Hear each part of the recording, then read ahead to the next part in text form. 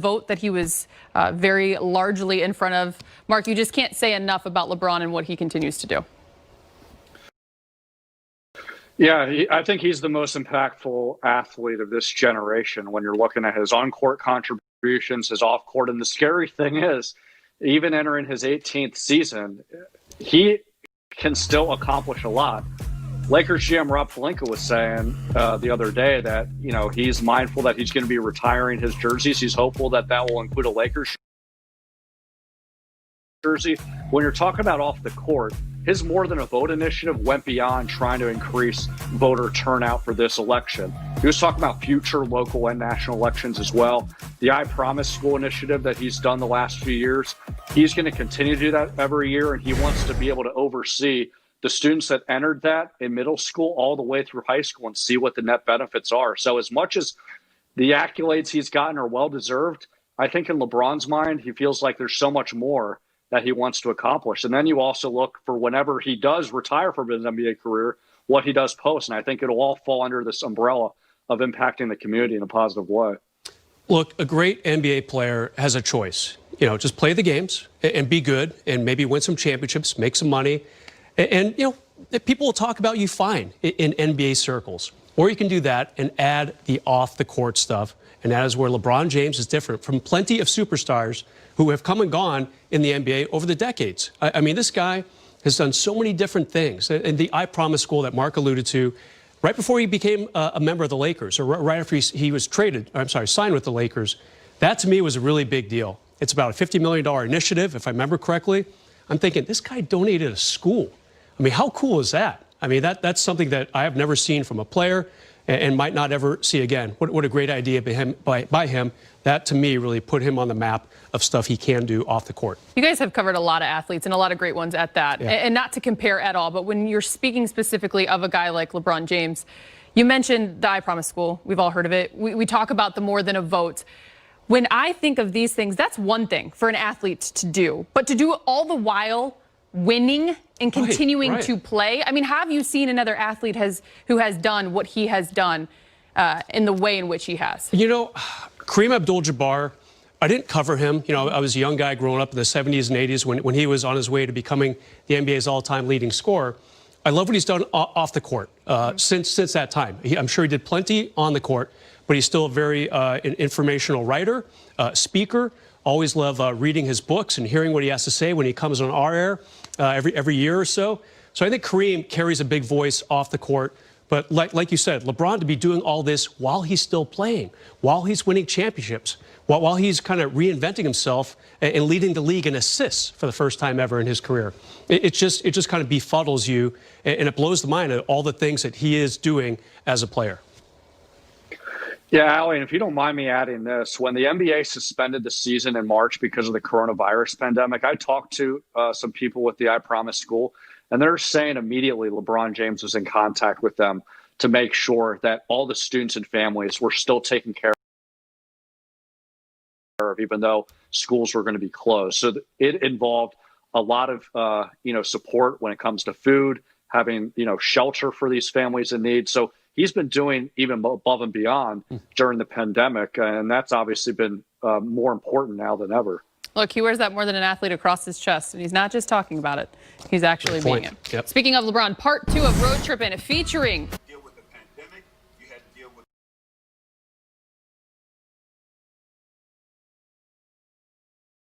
the things I wanted to talk to you about today was how did you and your teammates manage to go through all that controversy, because you had to deal with the pandemic, you had to deal with social injustice issues, you had to deal with the bubble.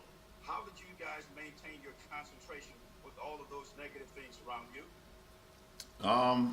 Listen, you try to always turn a negative into a positive no matter what you're going through. And we understood the sacrifices that we were making. We understood the condition and the landscape that we were going into, along with the bubble and everything that was not only going on the floor, but also off the floor with the social injustice and police brutality and systemic racism and voter suppression. There was a lot of things that was going on off the floor. Some things you control, some things you can't control, but you just try to keep the main thing. And while we were playing the game, we was focused on what our job was at hand. And then, after the game when we weren't playing, we was focused on some things that guys were very passionate about. So was able to kill two birds with one stone in that instance. And to follow up on that, you more so than anyone else in this club can tell your teammates what it will be like to defend the championship. What will you tell them about that? I guess the bullseye just becomes even greater, even if that's even possible. One, for me personally, the bullseye has always been on my back or on my front since I entered the league, and then you add in the Laker name on top of that, the Lakers franchise. The bullseye has been on this franchise for a long time as well. So, understanding that everyone's going to come at us, everyone's going to, try to take away from us defending our title. But, for me personally, last year we won the ring, we won a title, and this year is a new challenge. It's everybody's opportunity to go out there and do it. So, as long as we go in with that mindset and be humbled about our process, and and not worry about what we did last year, we need to worry about what we're going to do this year. It will give us the best possible chance to be able to go out and try to win another one. Mike Trudell. Hey, LeBron, I know it couldn't be much earlier for this question, but just your initial impressions on the new guys coming in, how they impact and how they evolve the team from where it was last year on both sides of the floor. Well, it's definitely too early to tell, but we're just so excited to have those guys here. Having Wes, Dennis, obviously Trez and Big Mark. We're extremely excited to have those guys here. And we're just working our habits, working our, what we want to do as a team, both defensively and offensively. And everyone is in tune. Everyone is excited. But it's a process, and it's going to get better and better every single day, every single practice. And, that's what it's all about. But we love what we've brought to this ball club along with the guys that's returned. And then just bigger picture, the significance of both you and AD and the contract extensions and what you think that means for the two of you in the franchise. Well, what it means that we're here and we're committed to this franchise. We're going to give everything that we got to this franchise. That's what it's all about. And the Lakers believe in us, and they rewarded us with those contracts, and we just try to go out there and earn them every day. Both on the floor and off the floor, try to make an impact not only at what we do on the floor, but also make an impact off the floor and how we carry ourselves as men as well. So, it's a great partnership. Dave. Hey, LeBron. So this will take you in a pretty rarefied air, this contract, 20 years in the league. Have you thought about what the future could look beyond that in terms of how long you'll want to stick around? No, I haven't. I don't know how long I'm gonna stick around this game. I've never taken. I never take for granted every time I get an opportunity to play another season. I try to prepare my mind and my body and my spirit, for a season and see where it takes me. Like you said, at the end of this contract, I'll be in year 20. The best thing about it is that the year I'll be a free agent will be the same year my oldest son graduates high school. So I'll have some options to see, for me personally, what I want to do forward, to be around my family, being around my son more, or continue to play this game that I love, with great health and just great spirit. So we'll see. Like I said, I don't look too far in the future as far as myself. I just try to give the game as much as I can in the time being, and see what happens. So I've been blessed to be a part of this, a part of 18 straight training camps, and I'll never take that for granted. Chris McGee. Hey, LeBron, congratulations are in order of being the first athlete to ever be named 3-time Sports Illustrated Sportsperson of the Year. I would assume that is an amazing honor, but considering where we are as a world, does this one have a little more special meaning to it? First of all, thank you.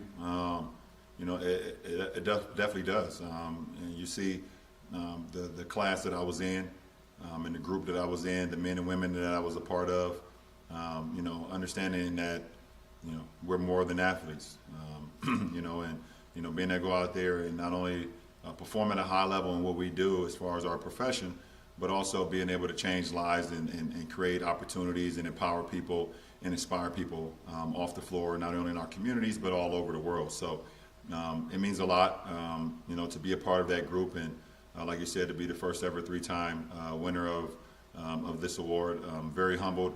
It means a lot to my family and my friends and, you know, my kids at my foundation and my school back home and my city of Akron, where I come from. It's a great time. And Waikiki. Hey, LeBron. What was your first reaction when you heard December 22nd for a season, and how did that change kind of your off-season plans from that point forward? I was like, wow. Oh, and I said, oh. Just being completely honest, I wasn't expecting that, because early conversations were going on that I was hearing that there would be kind of a mid-January start, and the training camp would kind of start after Christmas. We'd have an opportunity to spend Christmas with our families, you know. So I had already planned a vacation with my family for us to go somewhere, which I haven't been able to do, obviously, since I've been in the league, and you know, so I had to switch up a lot of things. You know, once I heard the December 22nd start, and with training camp starting, you know, obviously this week. So, you know, just started preparing my mind, preparing my body, you know, trying to get as much stuff as I could do with my family.